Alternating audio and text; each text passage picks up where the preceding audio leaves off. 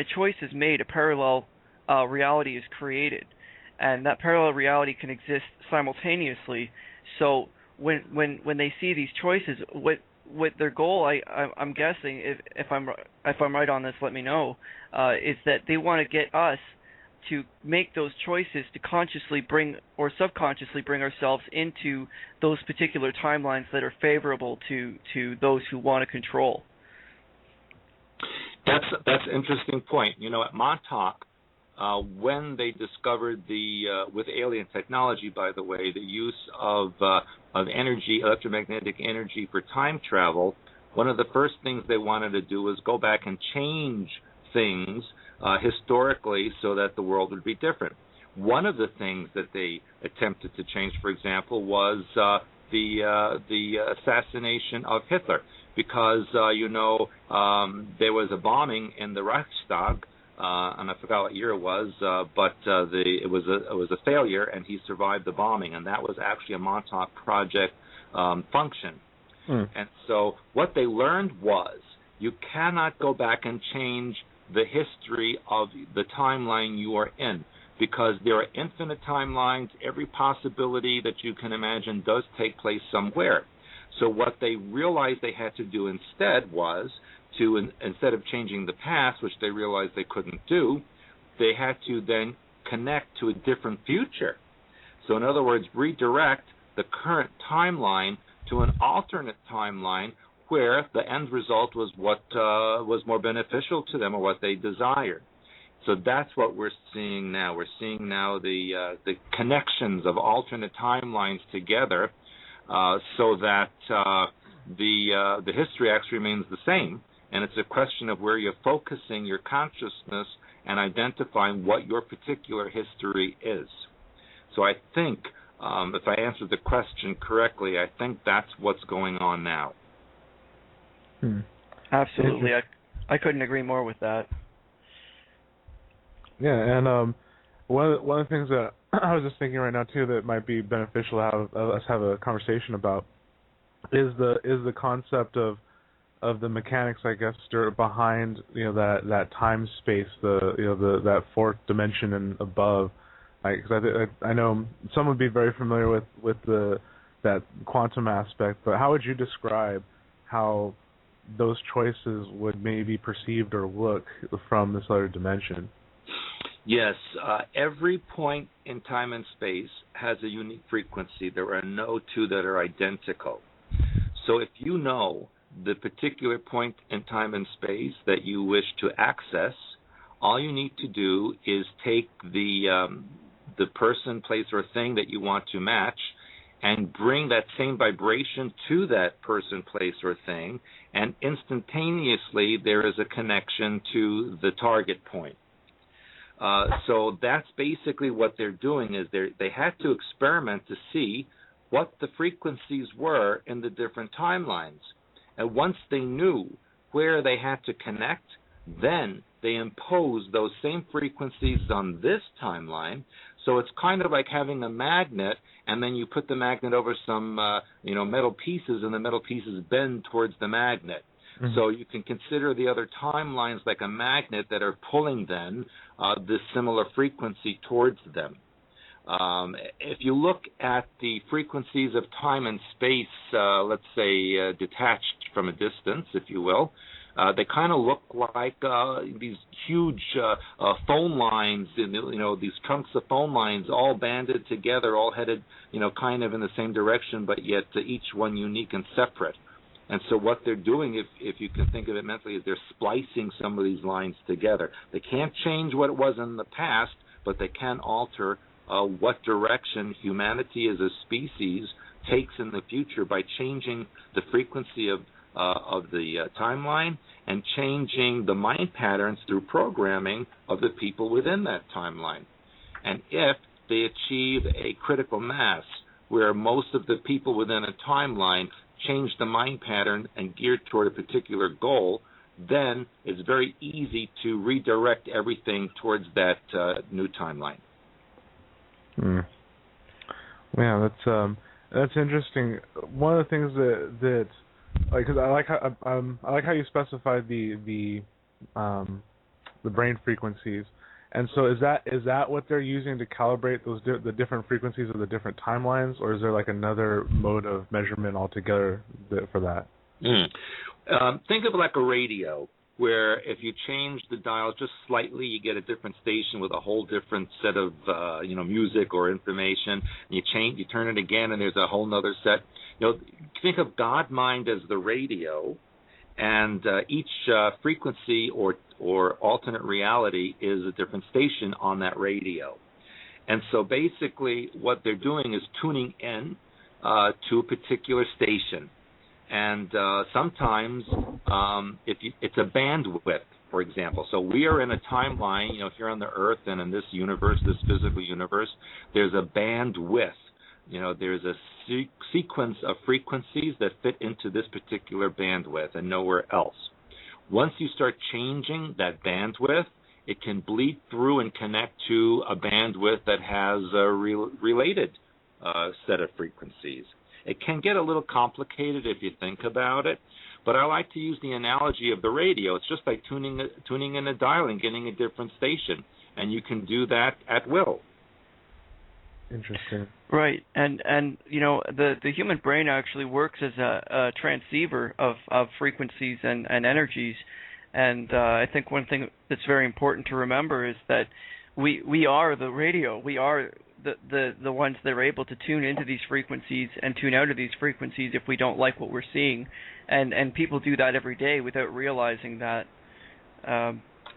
So if for example the timeline that a lot of people are talking about now, which is the 2012 timeline of maybe a doom and gloom or a massive solar flare or some kind of cataclysm, that's being promoted a lot, but a lot of people aren't really focusing on the positive timelines, the positive changes that we could be making. And if we focus on the negative, and we focus on the negative timelines, which is what the mind control is, the people who are kind of the powers that be, so to speak, want us to go in that direction. Energy flows where attention goes. If we put all our energy in that, we're going to be switching over to these timelines that we're not really wanting to go to, except it's because we're focused on them that our brains are going to be putting out the signal to switch to that particular timeline. That's correct. What you fear and what you obsess on is what you create. And I use the analogy that the thoughts are like film. The brain is the projector, and physical reality is the screen. So what you think is what you're projecting out, the movie of the world that you're creating. So you're absolutely correct in that assessment there. And so, yeah, that's why they're putting out all these movies and television shows and gloom and doom, like you're saying, and even the so-called New Age is promoting all of these things because they want to get a mindset of the disasters to happen.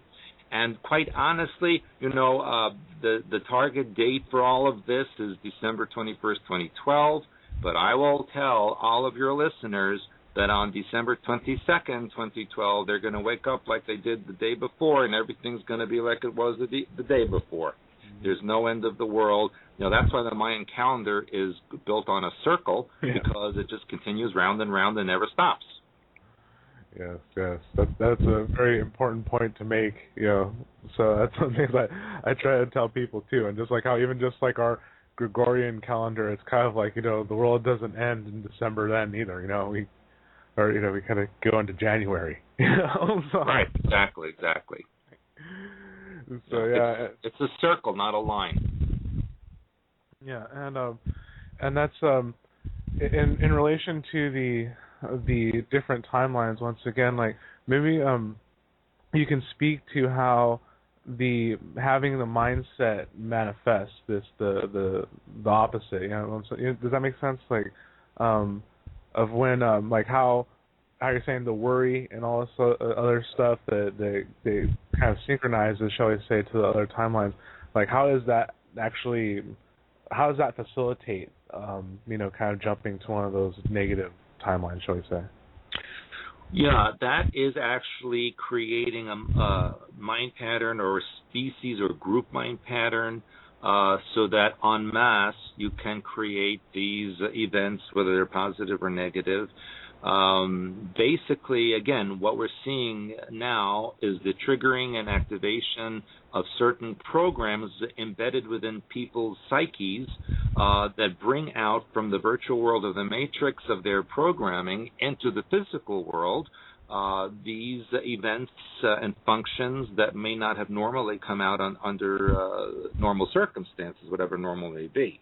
Mm-hmm. And so there's an imprinting, and we're seeing an imprinting from the news, again, from media, from books, everything that you can imagine, even from clothing and even from artwork and furniture. Every aspect of life has had a programming imprinting so that when people see it or hear it or deal with it, they are triggered and open up those functions within the mind pattern that then allow these events to transpire.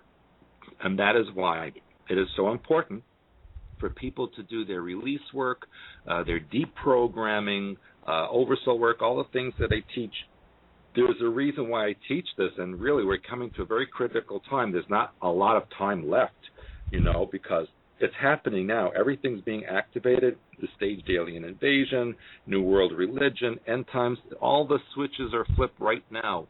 And so we don't have time to fool around. We don't have time to, ask questions and do research. You need to just do the work now, because it's like, your car is careening, at full speed towards the wall, and you have no brakes. You're not going to read the manual now. Now's the time to do something. Yeah, exactly. And that's seriously, I'm glad you said that, because it's one of the things. Once again, we've been really trying to advocate is that there's no more time to wait. It's now. We have to do things now, unless we really do want to see, the nasty stuff. So it's like, we got it. Let's do it now. There's no time to wait. And one of the things that you said there that I'd love for you to expand upon is oversoul work. Actually, so I'm not sure that maybe a lot of our audience might not even be familiar with the term oversoul. So I'd love to hear your take on that.